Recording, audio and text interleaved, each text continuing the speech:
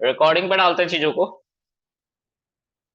और हमने कितने डॉक्यूमेंट इंसर्ट कर लिए हैं? 4, एक पहले 3 बाद में, है ना? तो अब हम चाहते हैं इन डॉक्यूमेंट के डेटा को देखना, तो हम कैसे देखेंगे? हम लिखेंगे db dot oh sorry db dot college dot find. ठीक है, फाइंड के बाद आप पैरेंथेसिस लिखोगे, these are function, inbuilt function पहले से बना के दिए गए हैं मोंगोडीबी के द्वारा। ठीक है, जब आप इसको रन करोगे you will get all the data. ठीक है, यहाँ पे देखो, दिस इज द फर्स्ट की, दिस इज सेकंड की, दिस इज थर्ड की, दिस इज फोर्थ की। अब आप बोलोगे सर ये ऐसे क्यों दे रहा है, ये ऐसे दे रहा है कर्ली ब्रैकेट में, ये सिंगल लाइन में दे रहा है, ये ऐसे दे रहा है। मोंगोडीबी की मर्जी। सच में मोंगोडीबी क्या कर रहा है, हम नहीं कर रहे हैं। वो जैसे कंफर्टेबल है वैसे डेटा देगा, उसके पापा का कुछ नहीं जा रहा है, हमारे भी पापा का कुछ नहीं जाना चाहिए। ठीक है, चलो अच्छा। सर इसमें अब हम इसमें वेरिएबल कुछ डेटा अंडरस्टूड है? और फीड करेंगे। हाँ जी सर, क्या कह रहे हैं? हो गए सर, इसमें कह रहे वेरिएबल क्या ऑनलाइन? अंडरस्टूड है पहले से ही, मतलब variable types? Variable type? Yes sir. पहली बात, इसमें वेरिएबल कहाँ है?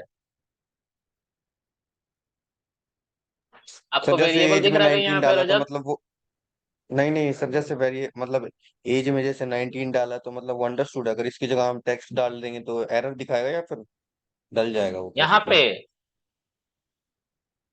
हाँ सर, जैसे मान लो नेम में हमने कोई नंबर डाल दिए या फिर एज में कोई कैरेक्टर डाल दिया। देखो, अभी अभी मैंने शायद एक बात कही थी कि ये स्कीमा लेस है। अच्छा स्कीमा अच्छा। और स्कीमा लेस के डिफरेंस को समझ लो। अगर मैंने एक कॉलम बना दिया, ऐसा एक टेबल बना दिया, इस टेबल में 2 कॉलम रखे, नेम और एज, तो यहाँ पे पहले ही बताना पड़ता था कि इसमें क्या जाएगा, स्ट्रिंग जाएगा कि इंटीजर जाएगा कि फ्लोट जाएगा।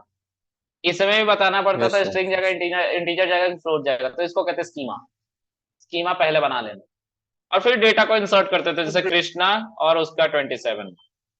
अगर इसमें तुम गलती करोगे, यहाँ पे 27 यहाँ पे के लिख दोगे, गलत हो जाएगा। ठीक है, ये स्कीमा के खिलाफ ओके जाता सर। है। मोंगोडीबी में स्कीमा नहीं होता, क्योंकि मोंगोडीबी में ठीक है कॉलन सर। नहीं होता। अब एक इंपॉर्टेंट क्वेश्चन ये है, तो सर अगर कॉलन ही नहीं होता तो क्या हम अलाउड नहीं है कि नेम, किसी बंदे का डेटा नहीं डालना चाहता नहीं डाला? हमने बोला हाँ बिल्कुल तुम अलाउड हो। तुम अगर नेम नहीं डालना चाहते हो, सिर्फ एज डालना चाहते हो, या उसके अलावा उसका ईमेल आईडी डालना चाहते हो, इसी के अंदर, इसी कलेक्शन के अंदर कर सकते हो। चलो करके देख लेते हैं। तो कैसे? Sir dB dot college insert one, let's insert one data. एक किसी बंदे का डेटा मैं डालना चाहता हूं, लेट्स से इसका ईमेल ही सिर्फ पता है मुझे, और उस बंदे का ईमेल आईडी है nnkrishna714@gmail.com। ठीक है, और उसके बाद हम डालना चाहते हैं लेट्स से उसका है? नहीं, एज नहीं, बार बार एज ही डालूंगा, कुछ यूनिक बताओ। हाँ, पासपोर्ट है कि नहीं उसके पास? ठीक है, तो हम पासपोर्ट में यहाँ पे क्या लिख लेंगे? ट्रू। अब देखो, इस ट्रू को स्ट्रिंग में नहीं लिख रहा हूं। क्यों नहीं लिख रहा हूं? क्योंकि ये ट्रू पहले से डिफाइंड है। कहाँ? मोंगोडीबी में। इसको स्मॉल लेटर में डिफाइन किया गया, अगर कैपिटल में लिखूंगा एरर आ जाएगा। मोंगोडीबी के अंदर ट्रू जो है स्मॉल लेटर में है, फॉल्स जो है स्मॉल लेटर में है, ये डिफाइंड है। पाइथन के अंदर कैपिटल में ट्रू डिफाइंड है और कैपिटल में फॉल्स डिफाइंड है। ठीक है, तो याद रखेंगे, इस सब चीजों को याद रखना पड़ता है। अगर मैं कैपिटल में लिख दूं इसको ट्रू, ये फॉल्स हो जाएगा, तुरंत एरर दे देगा। देखो इसका कलर बदल नहीं रहा है, चलाऊंगा एरर आ जाएगा, ट्रू इज नॉट डिफाइंड बता रहा है ना। अब स्मॉल ट्रू लिखूंगा, this is defined in MongoDB. ठीक है, तो ये बुलियन वैल्यू है। यहाँ पे डेटा टाइप नहीं बताना पड़ता तुम्हें, ये खुद ही पिक करता है, लेकिन हमें समझ में तो आना चाहिए ना कि डेटा टाइप है यहाँ पे आखिरकार। ठीक है, ओके। तो देखो, हमने उसी स्कीमा के अंदर जिसमें नेम और एज जा रहा था, उसमें एक ऐसा डेटा डाला है जो पहले से था ही नहीं, मतलब वो ऐसा की था ही नहीं, क्योंकि ये स्कीमा लेस है। लेकिन अब क्वेश्चन ये है कि सर अगर ये स्कीमा लेस है तो इसका मतलब क्या देश दुनिया का सब डेटा एक ही कलेक्शन के अंदर डाल दे? फिर मल्टीपल कलेक्शन का कॉन्सेप्ट का क्या होगा? वो क्यों बनाने के लिए दिया? फिर नहीं देते बनाने के लिए। तो हमने बोला कि ये तो अंडरस्टूड यूजर के लिए होना चाहिए ना कि वो डेटा को कैसे रखना चाहता है, स्ट्रक्चर्ड वे में रखना चाहता है कि अनस्ट्रक्चर्ड वे में रखना चाहता है। वो ऐसा डेटा क्यों बनाएगा हौच पौच वाला जिसमें कभी कुछ आ रहा है कभी कुछ आ रहा है। नेम, जैसे हम टेबल बनाते थे ना, तो वो ज्यादातर कोशिश ये करता है ना कि हम ऐसा डेटाबेस बनाए जिसका हौच पौच ज्यादा ना हो, एक जैसे डेटा हो। जैसे कोई कंपनी वाला अगर डेटाबेस बनाएगा तो इसको क्यों बना रहे हैं, हम इसको क्यों यूज करें मोंगोडीबी को, ये क्वेश्चन आना चाहिए पहले। तो थिंक अबाउट इट। हमारे पास एक कॉलम है, सॉरी एक माई एसक्यूएल डेटाबेस का टेबल है। उस टेबल में नेम कॉलम था, जैसे कॉलेज वाला टेबल मैंने बताया था। उस कॉलेज टेबल में नेम कॉलम था, ब्रांच कॉलम था और सीरियल नंबर कॉलम था। नेम कॉलम में एक बंदे की वजह से मुझे 100 कैरेक्टर असाइन करने पड़ रहे थे, क्योंकि वो एक बंदे का पूरा नाम नहीं आ पाता, 100 कैरेक्टर का था, बाकी सब 10 12 15 कैरेक्टर का ही नाम थे। तो कितना डेटा बर्बाद हुआ, बहुत ज्यादा हुआ ना डेटा बर्बाद। मोंगोडीबी क्या कहता है, जितने का है उतने का हम डेटा देंगे, बस उससे ज्यादा नहीं देंगे। हम मेमोरी एफिशिएंट डेटाबेस है, और बीसोन में सेव होने की वजह से डेटा हम फास्ट काम भी करते हैं। बीसोन में डेटा सेव होता है ना, इसमें बाइनरी कन्वर्जन ऑफ जेसन। तो बीसोन में जब डेटा सेव हो रहा है बाइनरी में, तो फास्ट जनरेट करेगा ना, फास्ट रिवर्स करेगा, फास्ट डेटा को पुल करेगा। यही तो डेटाबेस का काम है। और वहां पे डेटा तो ऐसे ही स्टोर हो रहा था बिना बाइनरी कन्वर्जन के। कभी सुना था ऐसा बाइनरी में मैं बोल रहा हूँ कि डेटा स्टोर हो रहा है इसमें? उसी तरह एज इट इज हो रहा था। समझ में आ रही बात? तो हम इसको क्यों यूज करें? पहला, मेमोरी बचाने के लिए, क्योंकि डेटाबेस वाले इसीलिए पैसा कमा रहे हैं क्योंकि मेमोरी उनका जितना कंज्यूम होगा उतना वो चार्ज कर सके। अगर आप लोगों ने कभी AWS यूज करोगे इन फ्यूचर, तो आपको पता चलेगा कि AWS पे भी डेटाबेस आप बना सकते हैं। लोग AWS पे भी होस्टिंग कर लेते हैं और फिर प्रोवाइड कर देते हैं यूजर्स को डोमेन के साथ, और यूजर उसी होस्टिंग को बार बार फेच कर रहा होता है, कोई ब्रोशर डाउनलोड कर रहा होता है, जैसे आप लोग ड्यूकेट का ब्रोशर डाउनलोड कर रहे होंगे। तो वो जितना केबी का होगा, जब वेबसाइट इसकी बन रही थी तो मैं नोएडा में ही था, उसमें यही प्रॉब्लम आ रही थी। ब्रोशर का साइज बड़ा होने की वजह से AWS के चार्जेस बढ़ गए थे। तो हमने उस ब्रोशर के साइज को, वो जो आता है ना जिपर और कंप्रेसर आता है, साइज कंप्रेसर, उसकी वजह से उसका क्वालिटी थोड़ा सा डल किया ब्रोशर का। ठीक है? तो अब अगर उसको 100 बार भी तुम डाउनलोड कर रहे हो तो मुश्किल से मुश्किल तुम्हारा 1 2 MB 3 MB का डेटा ही यूज होगा। उसकी वजह से मेमोरी पैसा बच गया और यूजर को इन्फॉर्मेशन भी मिल गया। ठीक है? तो हम ऐसे पैसा बचा रहे होते हैं। समझ में आ रहा है?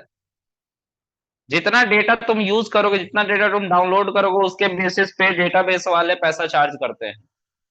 इट्स टोटली पे एज यू यूज सर्विस, जितना पे करोगे, जितना यूज करोगे उतना पे करना है। अब तुम यूज करो, तुम पे करो या तुम्हारा क्लाइंट पे करे, करना तो है, दोनों में से किसी एक को। ठीक है? ओके। तो अगर हम डेटा का ही साइज छोटा कर दें तो हमारा पैसा नहीं बचेगा, ट्रेवर्सिंग कम होगी ना, बेकार का डेटा बेकार कम बुलाएंगे ना, तो उससे क्या होगा, हमारा पैसा बचेगा। ये सभी मोटो इसको बनाना। दूसरी बात, जो इसका मेन मोटिव था इसको बनाना, कभी ऑनलाइन फाइट में फंसे हो? मैंने तुम लोगों को ये कहानी सुनाई है उसकी, एनोनिमस की। क्या सुनाई थी? एनोनिमस की मैंने कहानी सुनाई थी क्या? नहीं, वो कहानी नहीं, सुनो। एनोनिमस एक ग्रुप है, हैकिंग ग्रुप है। कौन है पता नहीं, दे आर रियली एनोनिमस। एक बार एक पॉडकास्ट चल रहा था, उसमें एक नेता के खिलाफ यूएस में कोई बोल रहा था, और नेता की तरफ से एक बंदा बोल रहा था। तो वो नेता अच्छा नेता था आई गेस, तो उसके बारे में बहुत बुरा एक बंदा बोल रहा था। ठीक है? वहां पे गाली भी दे रहा था कमेंट सेक्शन में। तो एक बंदे ने उसको बार बार समझाने की कोशिश की, उसके बाद भी वो गाली दे रहा था। ठीक है? और फिर उसके बाद क्या हुआ कि उस बंदे ने, जिसको जो उसको समझा रहा था और जो गाली दे रहा था, तो गाली देने वाले के मोबाइल को हैक किया, उसके पर्सनल पिक्चर निकाले और वहीं पे पोस्ट कर दिया और एक मैसेज डाला, we never forget, we never forgive, we are anonymous. और फिर उसके बाद से ये मॉब बहुत वायरल हुआ तेजी से। ठीक है, तो एनोनिमस ग्रुप एक ऐसा ग्रुप है जो हैकिंग करती है। ऑलमोस्ट हर तरह के खतरनाक से खतरनाक बंदे बैठे हुए हैं, मतलब कोडर। एक अच्छा लैंग्वेज का नॉलेज रखने वाला ही बंदा एक अच्छा हैकर होता है।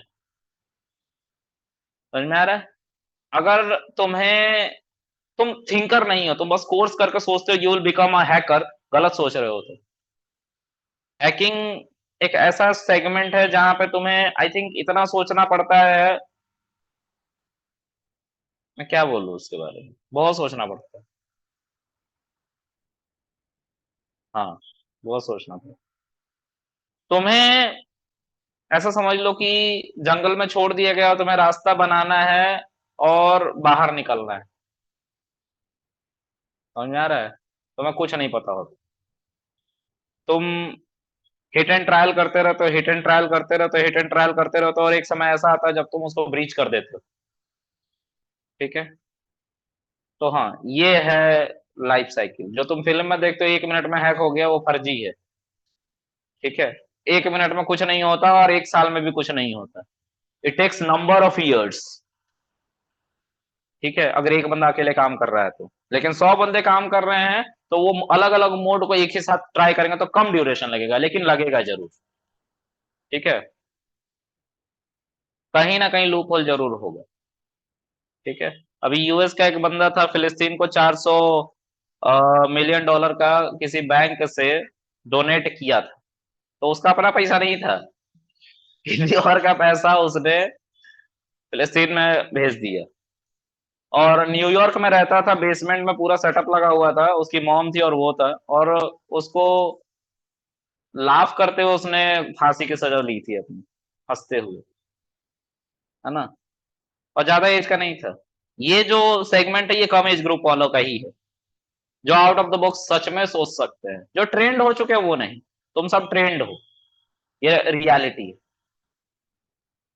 जो नहीं जानते हैं कि पॉलिसीज क्या है, एक देखो, एक कम पढ़ा लिखा इंसान ही एक अमीर बनता है, और एक ज्यादा पढ़ा लिखा इंसान एक अच्छा नौकर बनता है। आईएएस एग्जाम्पल है उनके, टफेस्ट एग्जाम होता है। और एक भैंस चराने वाला दुनिया का अमीर आदमी बन के बैठा है।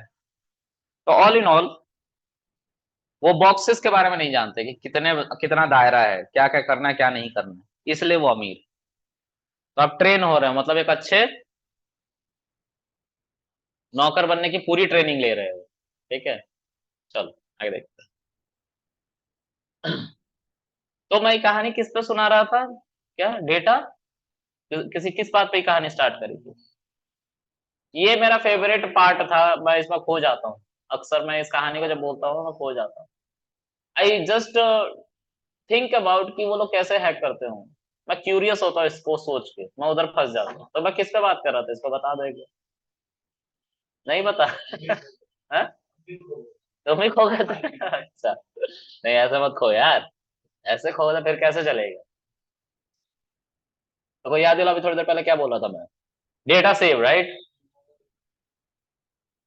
हाँ, मोंगोडीबी को डेटा सेव करने के लिए यूज करते हैं कि डेटा के चार्जेस ज्यादा ना देने पड़े। ऑनलाइन जब तुम जाते हो तो डेटाबेस 1 जीबी का तुम खरीदोगे तो उसके कोई चार्जेस देने पड़ते हैं मंथली बेसिस पे, है ना।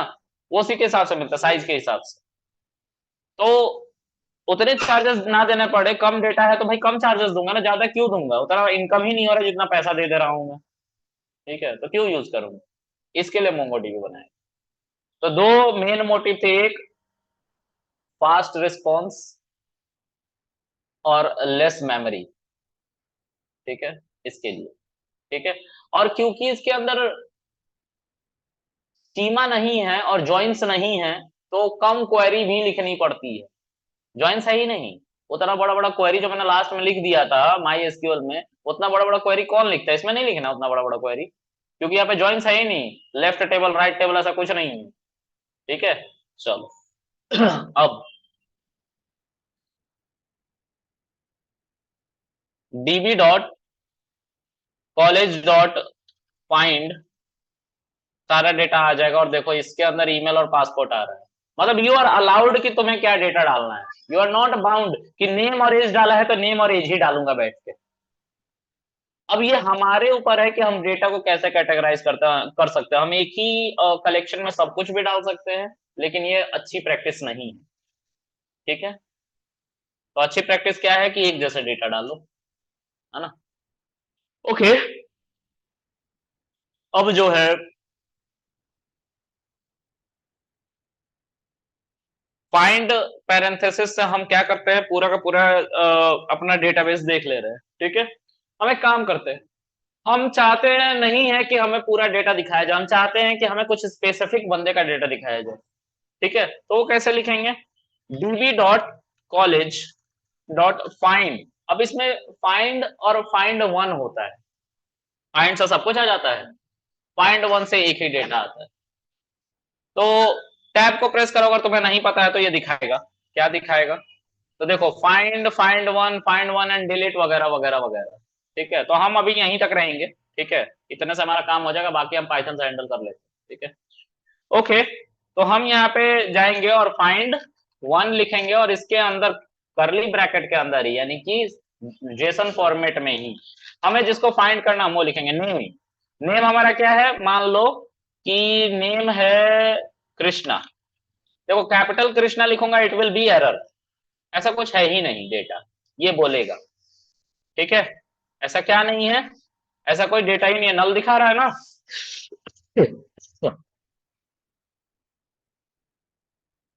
देखो दो बार यहाँ पे पता नहीं कैसे आ गया, लेकिन बट स्टिल यहाँ पे नल दिखा रहा है ना, क्योंकि डेटा ही नहीं मिला। अच्छा एक काम करो, अब इसको स्मॉल लेटर में लिखो, ये देखो डिलीट करेगा, किस की को डिलीट कर रहा है, तो जो की पे कृष्णा और 27 स्टोर्ड था उस पे।